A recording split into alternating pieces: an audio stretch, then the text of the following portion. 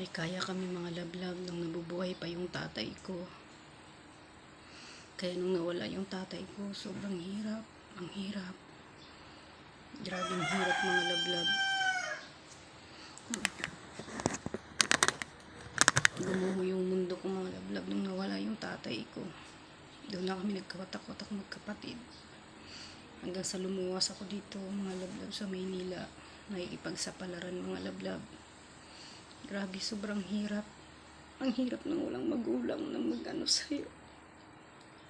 Naging independent ako sa sarili ko mga lablab. Nabuhay akong mag-isa. Binuhay ko sarili ko mga lablab. May nanay nga ako, wala naman siyang pakialam sa amin. Grabe, sobrang hirap mga lablab. Ang hirap.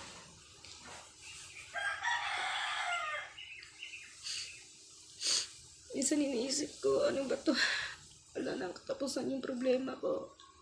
Simula sa puro pagsubok. Gusto ko nang sumuko. Pero pag naiisip ko yung Panginoon mga lablab, lumalakas ang loob ko. Nagiging matatag ako. Dahil alam ko nandiyan siya para sa akin.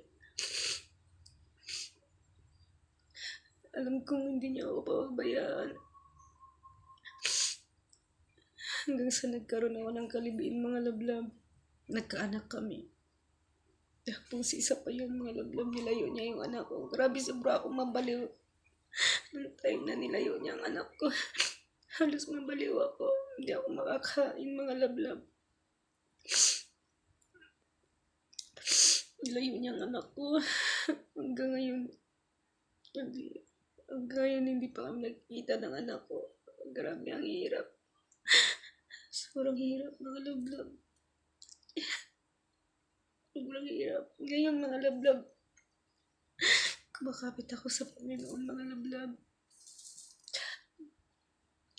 Simula nung nag-born-again ako mga lablab, nagbago yung buhay ko, nagbago yung pananaw ko sa buhay ko.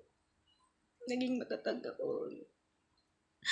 Lumakas ako mga lablab. Ngayon ang sinasandalan ko ang Panginoon.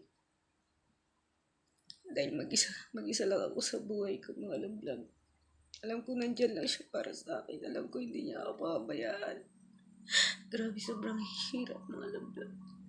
Sobrang hirap. Pero ito na yung kapalaran ko eh. Kapalaran ko na to.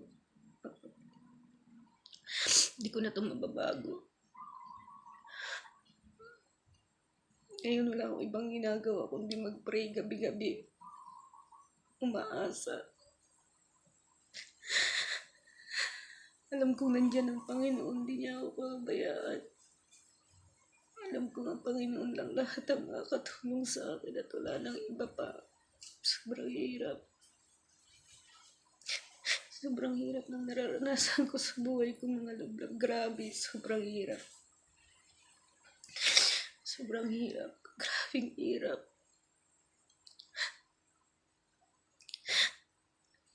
Minsan iniisip ko, siguro ako lang yung taong nakaranas ng ganito pero mali pala ako. Alam ko mas marami pang tao na mas matindi ang problema sa akin. Ang ma-advise ko lang sa mga taong marami rin problema sa buhay. Pag kayong sumuko, dahil nandyan ang Panginoon, hindi niya tayo pababayaan. Alam ko nandiyan lang ang Panginoon para sa atin. Maging matatag kayo. Yun lang may papayo ko sa inyo. Sobrang hirap. Hindi ko na alam ang gagawin ko. Pero alam ko nandiyan ang Panginoon para sa akin. Yun lang ang pinakahawakan ko mga lablab, ang Panginoon. Alam ko nandiyan po siya. Maraming salamat mga lablab. Medyo lumuwag yung pakiramdam ko na na-share ko sa inyo yung naranasan ko sa buhay.